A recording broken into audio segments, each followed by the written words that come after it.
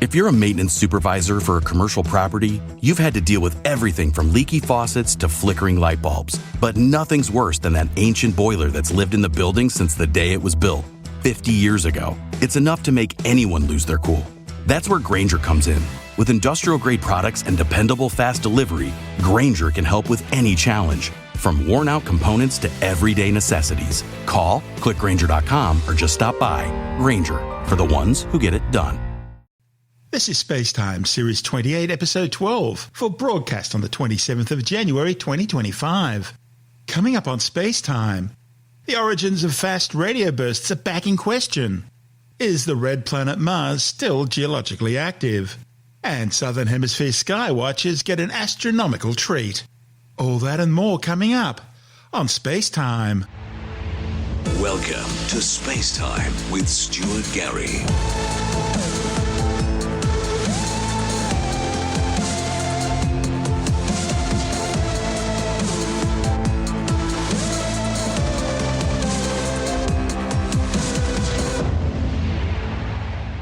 A surprisingly new discovery is raising fresh questions about the origins of mysterious deep space blasts of energy known as fast radio bursts. Fast radio bursts are sudden high-energy flashes at very specific wavelengths, lasting just a few nanoseconds and originating at cosmic distances. But in that brief space of time, a fast radio burst, or FRB, can release more energy than 500 million suns. The first FRB was discovered back in 2007 in data from the Parkes Radio Telescope in the central west of New South Wales. Since then, thousands more have been detected. Some appear to be singular events, occurring just once at a specific location and then never again, and that suggests they're being caused by some sort of cataclysmic event, such as an exploding star called a supernova. But astronomers have been detecting more and more fast radio bursts that have repeated from the same location over and over again, and that suggests a very different cause. Feeding black holes, glitching neutron stars, and highly magnetized neutron stars called magnetars have all been suspected.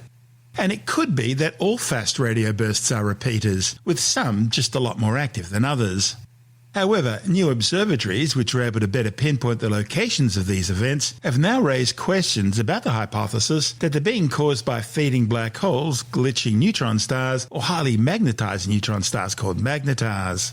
Astronomer Calvin Leung from the University of California was excited last year to crunch data from a newly commissioned radio telescope to precisely pinpoint the origin of a fast radio burst called FRB 2024-0209A, which was emanating from somewhere in the northern constellation of Ursa Minor. Leung hopes eventually to understand the origins of these mysterious bursts and use them as probes to trace the large-scale structure of the universe, a key to the cosmos's origins and evolution. Now, he had written most of the computer code that allowed him and his colleagues to combine data from several telescopes in order to triangulate the position of a fast radio burst. However, his excitement quickly turned to perplexity when his collaborators on the Canadian Hydrogen Intensity Mapping Experiment, or CHIME, turned optical telescopes onto the site and discovered that the source was actually in the distant outskirts of a long-dead elliptical galaxy that by all rights shouldn't contain a magnetar, the very kind of star thought to produce these bursts. The galaxy, which is more than 100 billion times the mass of our Sun, is located some 2 billion light-years away, and it's around 11.3 billion years old. So any magnetars in this ancient galaxy should have disappeared long ago. Now, this isn't the only fast radio burst to be found in a dead galaxy. The burst's location is surprising. Galactic halos are usually populated by the older stars, and so this raises questions about how such an energetic event could occur in a region where no new stars are forming. The authors have been developing a series of 3 companion outrigger radio telescopes associated with CHIME in order to further refine the location of the burst. And with this new precision, optical telescopes can quickly pivot to identify the type of star or star groups, globular clusters, spiral galaxies, whatever, that are producing the bursts, and hopefully identify the actual stellar source. Of the 5,000 or so FRB sources detected so far, 95% have been detected by CHIME. But few of those have been isolated to any one specific galaxy. And that's hindered efforts to confirm whether magnetars, or any other type of star for that matter, are the likely source. The new observations using two of the outriggers suggest the source of FRB 2024-0209A could be in a globular cluster, a dense region of old dead stars outside the galaxy. Now, if confirmed, it would make this fast radio burst only the second to be linked to a globular cluster. However, the other FRB originating from a globular cluster was associated with a live galaxy, not an old elliptical dead one, in which star formation had ceased billions of years ago. So once again, the universe is proving to science that it's not just stranger than we imagine, it's stranger than we can imagine. This is SpaceTime. Still to come, is the red planet Mars still geologically active? A new Australian-based study suggests that it is. And Southern Hemisphere sky watchers experience a real astronomical treat. All that and more still to come on SpaceTime.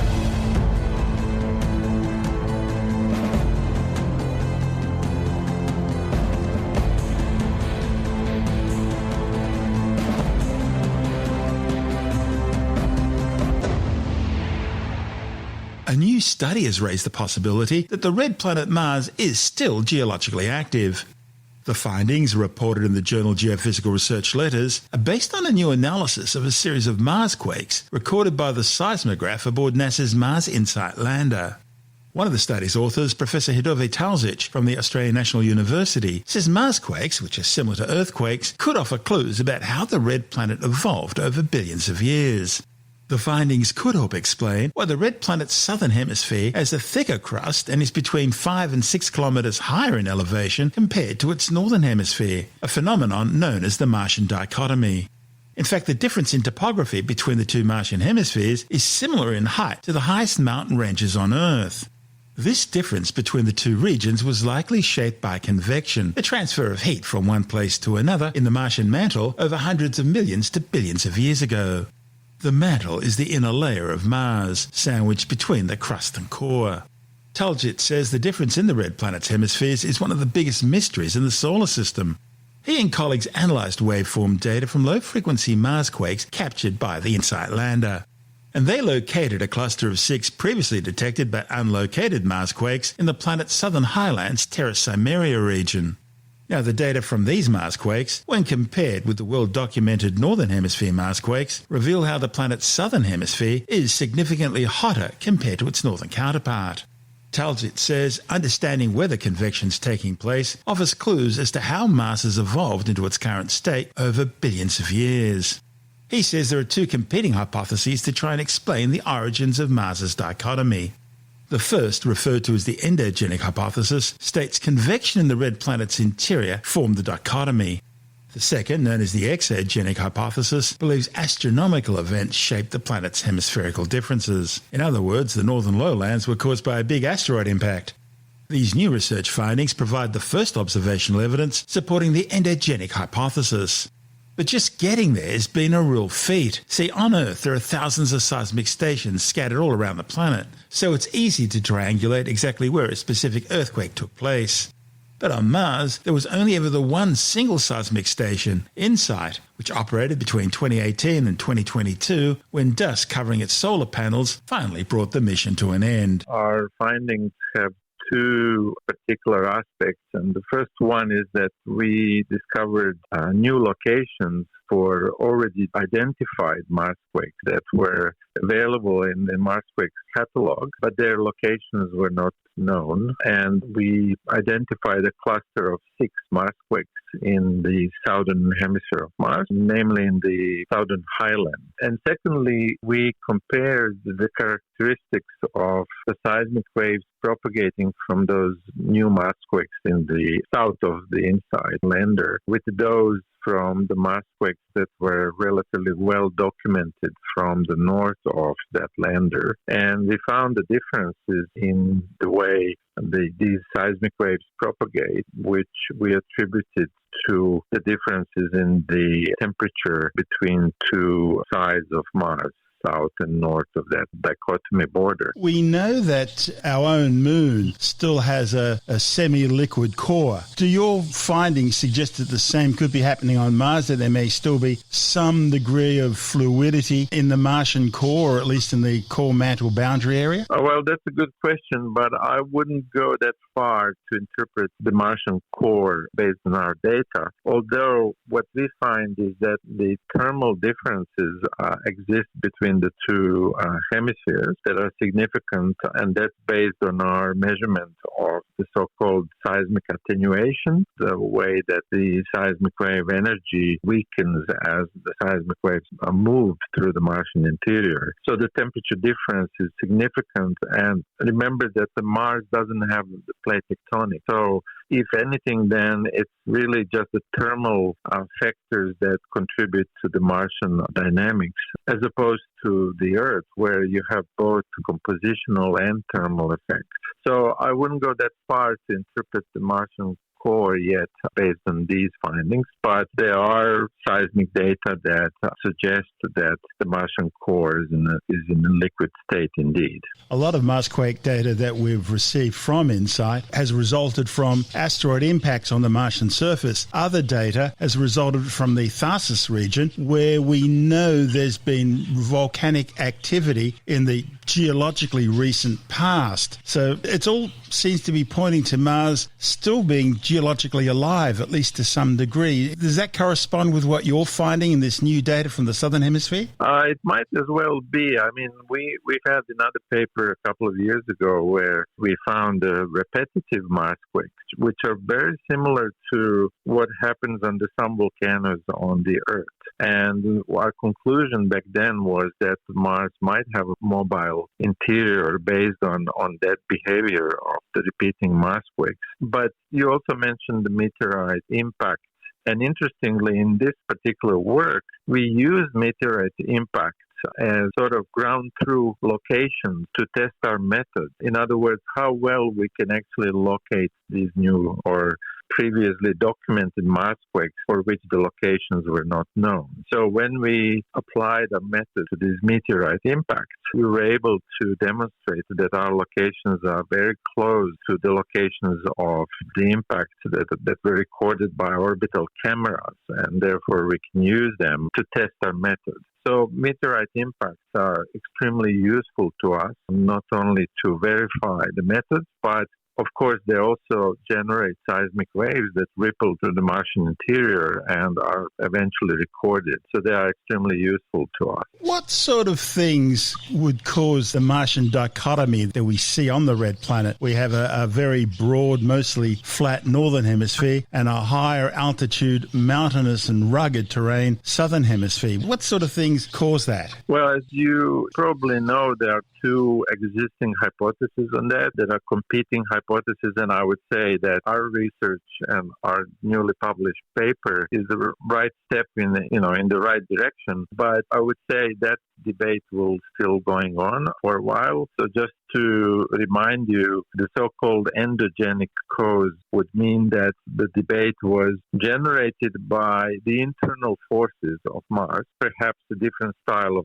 convection in the past that was frozen and that manifests itself as the Martian dichotomy. And that means not only the difference in the elevation, which is quite striking, 5 to 6 kilometers between the north and the south, but also the thicker crust in the south, and also the evidence of magnetized rocks in the south, whereas the northern part seems to be lacking that signature. So that's the endogenic hypothesis. And then, of course, the exogenic, that the dichotomy might have resulted from either a giant impact of or a series of smaller impacts from space in the past.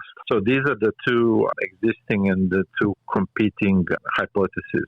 And our findings are very much in line with the endogenic cause, or the internal forces within the Mars that generated and shaped the dichotomy that we see today. What would you like to see happen next? That's not very difficult to guess. I would like to see more landers carrying a seismometer. We've seen from InSight that it is with the careful planning, it is really possible to get outstanding data sets, almost 4 years, about 1,300 Marsquakes, if I'm not mistaken. So I would say that the InSight really is a prototype for future missions, and I would really like to see more data on the Martian surface, not just seismological data, but any sort of geophysical and astronomical instrument or equipment you can imagine. This cluster of 6 events that we found in Terra Cimmeria has been previously identified in terms of Marsquakes occurring and being recorded, but they were not attempted to be located because the data quality is quite poor. And so what we have done differently here, we introduced several methods that are readily used in exploration seismology here on Earth. And when we apply these methods to the location, because as you know, we cannot perform a triangulation on Mars.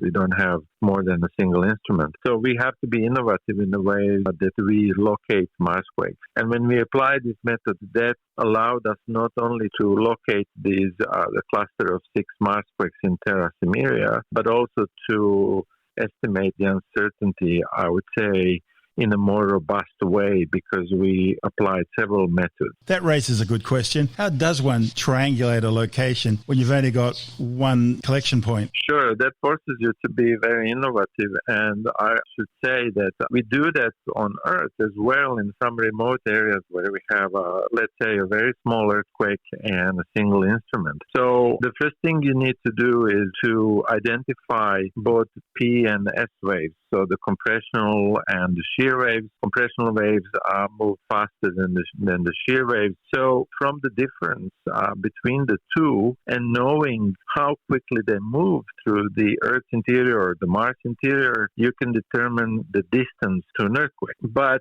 that's just the distance. It can be anywhere on a circle, and normally you would use several instruments to triangulate. But in this case, we have to rely also on the ground motion, and from the ground motion, the direction of the particles of the ground and how they move when the seismic waves pass through, we can also determine the azimuth or the so-called back azimuth of an earthquake. And this is basically the method that is used. So determine the distance from the difference of P and S waves and determine the azimuth or the back azimuth based on the ground motion. That's Professor Hirove Taujic from the Australian National University. And this is SpaceTime. Still to come, the Southern Hemisphere sky watchers get an astronomical treat, and later in the science report, a rare corpse flower has burst into bloom in Sydney's Royal Botanical Gardens. All that and more still to come on SpaceTime.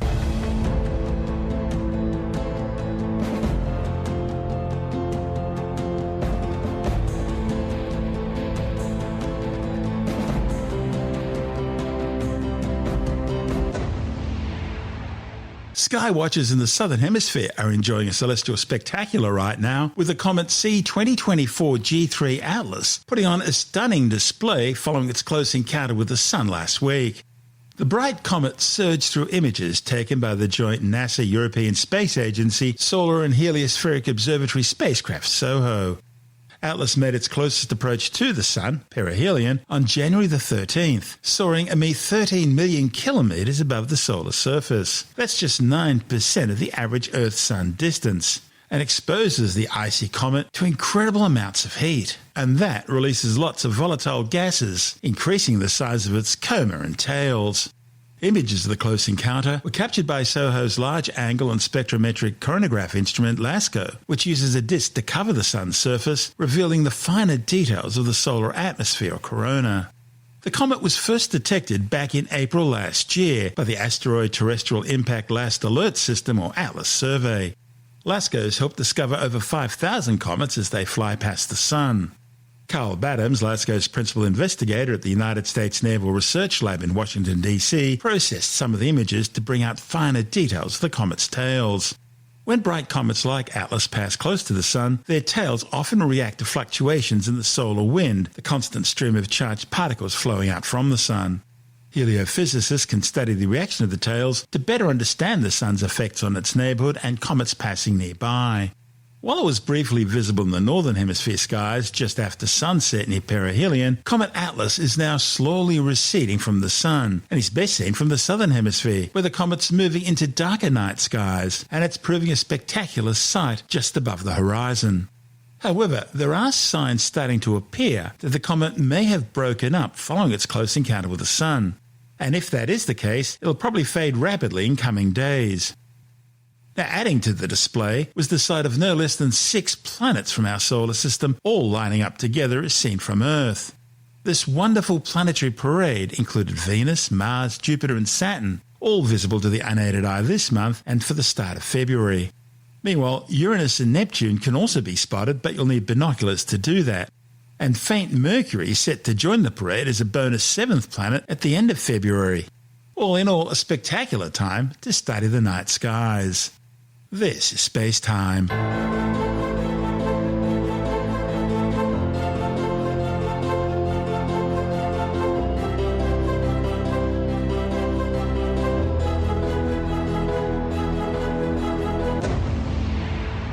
And time now to take a brief look at some of the other stories making news in science this week with the Science Report.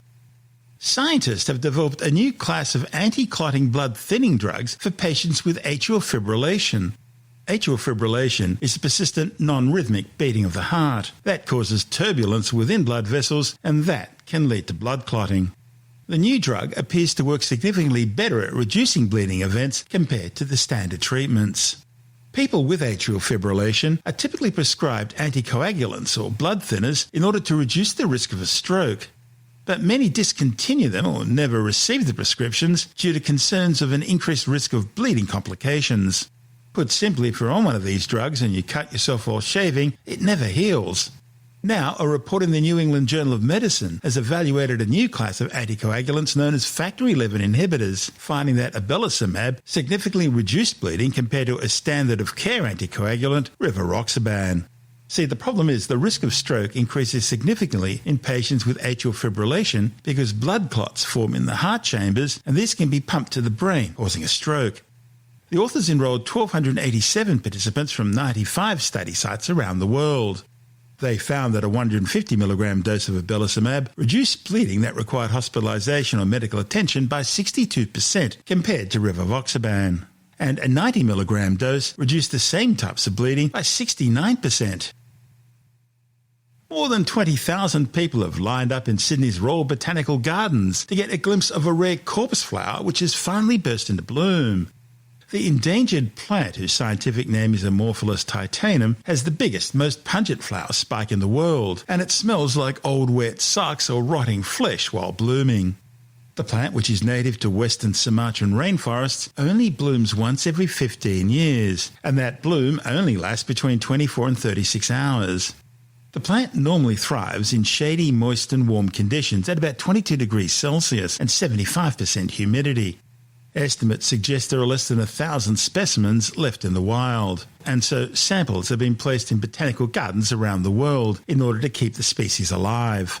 This is the 5th corpse flower to bloom at the Sydney Gardens and follows predecessors in 2010, 2008, 2004 and a double bloom in 2006. The US Food and Drug Administration has finally announced a ban on red dye number 3, a controversial food and drug colouring long known to cause cancer. The chemical, which is also known as euthorazine, has long been banned in most countries but has remained in use in some 3,000 food products in the United States. The long overdue decision follows decades of scientific evidence. In fact, back in 1990, the FDA determined that Red 3 should be banned from cosmetics because of its link to thyroid cancer. However, the additive continued to be used in foods, largely due to strong resistance from the food industry in America, such as the manufacturers of maraschino cherries, who relied on Red 3 to maintain the iconic red hue of their products. It's also used in thousands of candies, snacks, fruit products and medicines. The European Union banned its use in 1994, with similar prohibitions enforced in Australia, Japan, China, the UK and New Zealand. However, even now, the American ban won't be immediate. Manufacturers will have until 2028 to reformulate their products. United States studies show that global trust in news organizations and mainstream media reporting has now reached its lowest level for decades in the developed world. A 2024 Gallup poll has found that the legacy news media is the least trusted group among 10 US civic and political institutions involved in the democratic process. And of course, it's not just America. Here in Australia, we've seen how the ABC lied to the public in their reporting of the Heston Russell case, where they've been forced to pay $390,000 in damages, that's taxpayer money of course, to the former highly decorated Army commando after they deliberately fabricated their story. Then there were the false allegations made by the ABC against George Pell, who was later found to be completely innocent by the High Court of Australia. And of course, there was the ABC's three-part Trump-Russian collusion hoax story, which the FBI found to be untrue and invented by lawyers working for Hillary Clinton to take attention away from a classified email scandal. And it's not just Australia. It's the same all over the world. The BBC, CNN, MSNBC, The Washington Post, The New York Times, Al Jazeera, PBS, NPR, the list goes on. All are losing ratings and subscriptions because the public now know the mainstream media are not telling the facts. They're not letting the truth get in the way of a good or politically biased story. Instead of reporting just the facts, with balance and without bias, and then letting the public make up their own minds, these days journalists are editorializing their stories, telling the audience what they should think and why. But with the dawn of social media providing so many different perspectives and exposing traditional mainstream media's lies, trust in legacy media has been badly eroded, and in fact, it looks like it may now be gone for good. Tim Mendham from Australian Skeptics says this is not new. Mainstream media's credibility has been diminishing for years. Mainstream media might recover by telling the truth. That'd might be be a an nice interesting change. concept. Yes, I mean, media is biased from 2 points of view. It's obviously, it can be biased because of the just political and social leanings of the management and the people who work for it. And that means everything they say. Media's always been biased. It's only we had this unique period in the 60s and 70s where the bias stopped for a while, but it's come back. It's come back with a force. It'd be nice if it stopped entirely either way. The second thing is the natural inbuilt bias to reporting in journalism, where you can't possibly report everything within a story. You can't report every story for a start, and you can't report everything within a story. So there's a selective nature of reporting. It's just inbuilt. There's nothing you can do about that, and the question is, what do they keep in, what do they keep out? Hopefully they keep in the most pertinent bits, but not always. Sometimes they keep in the bits that sell a story, and they leave out the unnecessary detail that sort of counteracts what they're trying to sell. So people don't trust what they see in it because they don't believe it. They don't believe it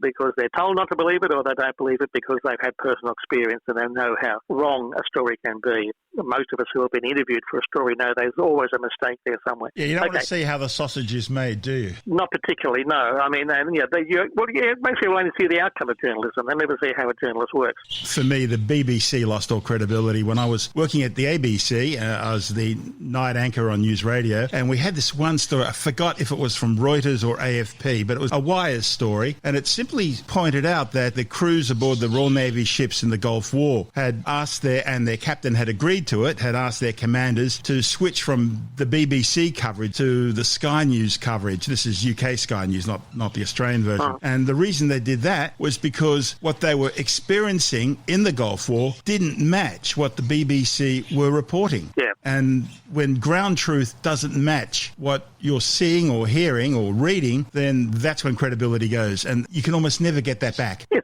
I agree. There's also a very common thing these days, of course, with the electronic media and TV, 24-hour news and the online news, that people have to get a story out there as quickly as possible to beat the opposition. And that means a story can run without proper checking. It happens all the time, of course, and it happens a lot with social media and things like that. A rumour is as good as a reporting story, apparently, and it just runs, and often it's hard to counteract even when you find out the truth. So there's major issues always with journalism. It's been increased with technology. There's also been increased because of this technology with approaches by journalists who want to make their name or something. One is what I call the shark pack, which means one journalist takes an attitude towards a particular story and everyone follows it, regardless of how true that original approach is. The other one is the classic gotcha moment, where someone sort of throws in a curly question, and if you can't answer How it, much is a loaf of bread or a pint of milk? Well, whatever, things like that, and if you can't answer it straight away, you fumble and mumble, and you look at sort of like, this person doesn't know anything. It's futile. It's pointless. But you get over that. And I've been in a situation where I've been live on air, and the anchor of the show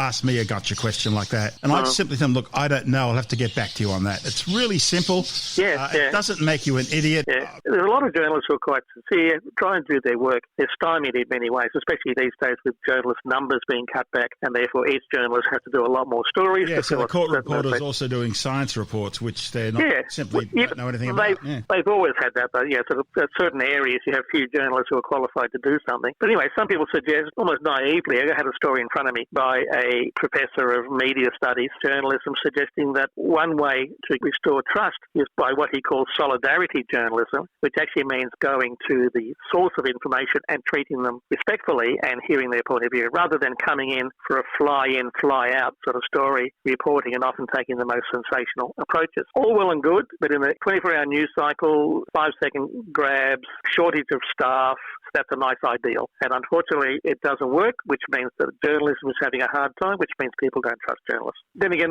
people haven't trusted journalists for a long time. They've been put in the same basket as used car salesmen. Used car salesmen and politicians, basically. So they're tarred with that brush. And to get over it, tell the truth, simply, straightforward. It's very sad when you think of how often credible journalists have died because they put truth to power. Yeah, absolutely. That's Tim Mendham from Australian Skeptics.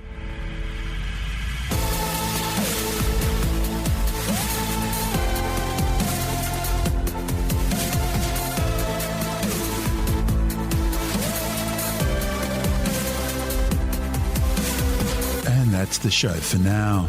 SpaceTime is available every Monday, Wednesday and Friday through Apple Podcasts, iTunes, Stitcher, Google Podcast, Pocket Casts, Spotify, Acast, Amazon Music, Bytes.com, SoundCloud, YouTube, your favourite podcast download provider, and from spacetimewithstuartgary.com. SpaceTime's also broadcast through the National Science Foundation on Science Zone Radio and on both iHeartRadio and TuneIn Radio. And you can help to support our show by visiting the SpaceTime store for a range of promotional merchandising goodies. Or by becoming a SpaceTime patron, which gives you access to triple episode commercial-free versions of the show, as well as lots of bonus audio content which doesn't go to air, access to our exclusive Facebook group and other rewards. Just go to spacetimewithstuartgary.com for full details. You've been listening to SpaceTime with Stuart Gary. This has been another quality podcast production from Bytes.com.